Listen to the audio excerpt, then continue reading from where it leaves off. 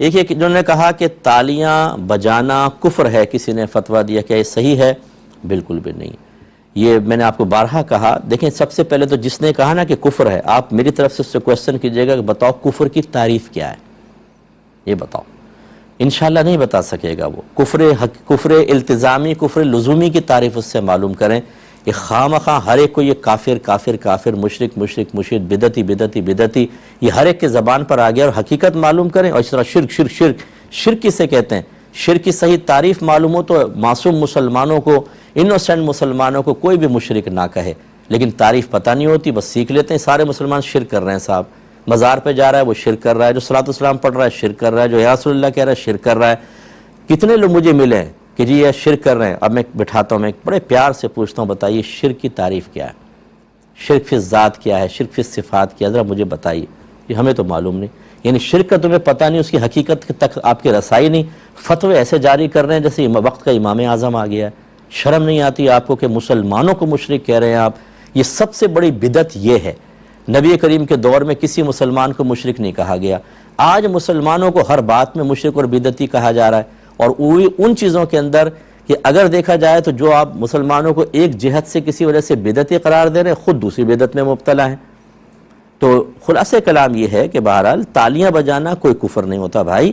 ہاں یہ ضرور تھا کہ جب کفار پہلے دور میں زمانہ جاہلیت میں کعبۃ اللہ کا طواف کرتے تھے تو سیٹیاں اور تالیاں بجا کر برہنہ طواف کیا کرتے تھے، تو اس وجہ سے کلیپنگ کرنا منع کیا فقہاء نے کہ بھئی یہ کفار کسی علامت ہے، اور لہو و لعب والے تالیاں بجاتے ہیں۔ لیکن آج کل کے دور میں اگر تالیاں کسی صحیح مقصد کے لیے بجائی جائیں تو کفر کیا، یہ تو مستحب بھی ہو سکتا ہے، مستحب بھی ہو سکتا ہے، کم از کم مباح تو ضرور ہے، نہ گناہ نہ ثواب۔ جیسے اسکول میں بچے فرسٹ آتے ہیں تو اب سب کلیپنگ کرتے ہیں اس کے اندر، اس طرح آپ دیکھیں آپ کی اسمبلی کے اندر ڈیسک بجاتے ہیں، اسی طریقے سے اور امور کے اندر کلیپنگ کی جاتی ہے، اور یہ مسلمانوں میں اتنا رائج ہو گیا ہے، خواہ کفر ہے۔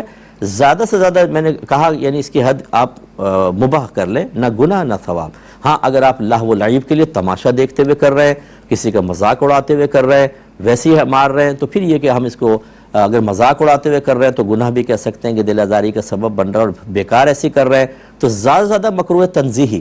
مکروہ تنزیہی کا مطلب کہ شریعت نے ناپسند کیا لیکن پھر بھی آپ گناہگار نہیں ہوں گے، یہ اچھی طرح یاد رکھیں۔ تو یہ شرعی احکام کا تعین کرنا یہ عام آدمی کے بس کی بات نہیں ہے، کیوں اپنی آخرت کو برباد کرتے ہیں؟ نبی کریم صلی اللہ علیہ وسلم نے ارشاد فرمایا، جو میں نے حدیث کل بھی آپ کو سنائی، کہ جو بغیر علم کے فتویٰ دے، یعنی کوئی شرعی حکم بیان کرے گویا کہ وہ کہہ رہا ہے کہ یہ اللہ اس کے رسول نے فرمایا، تو سرکار فرماتے ہیں یہ بغیر علم کے فتویٰ دینے والے پر زمین و آسمان کے تمام فرشتے لعنت کرتے ہیں۔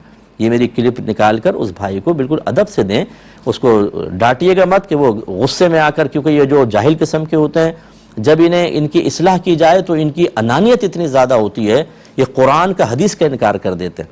میں نہیں مانتا ہوں، جو میں کہہ رہا ہوں وہ صحیح ہے، تو بھائی چلو ٹھیک ہے، اگر صحیح ہے آپ قرآن و حدیث سے ثابت کر دیں اس کو کہ تالی بجانا کفر ہے، آسان سی بات ہے۔ نہیں ثابت کرتے تو خدا کا خوف کریں، آپ نے مرنا نہیں ہے، آپ کو اپنے ایمان کی فکر نہیں ہے، ایسا نہ ہو کہ ایمان ہی ضائع ہو جائے اس طرح کے فتوے دینے سے آپ کا، اور پھر عذابات قبر، پھر میدان معاشر میں ذلت و رسوائی، یا وہاں پر جا کر بھی بدماشی کریں گے آپ، جیسے آپ لوگوں کے سامنے بدماشیاں کر رہے ہیں۔ یہ طریقہ کار غلط ہوتا ہے، ان کو سمجھائیں پیار محبت سے کہ ابھی بھی موقع موجود ہے، توبہ کریں اور آئندہ اس قسم کے ناجائز اور غلط فتوے جاری نہ کریں۔ یہ بچے نے فرمایا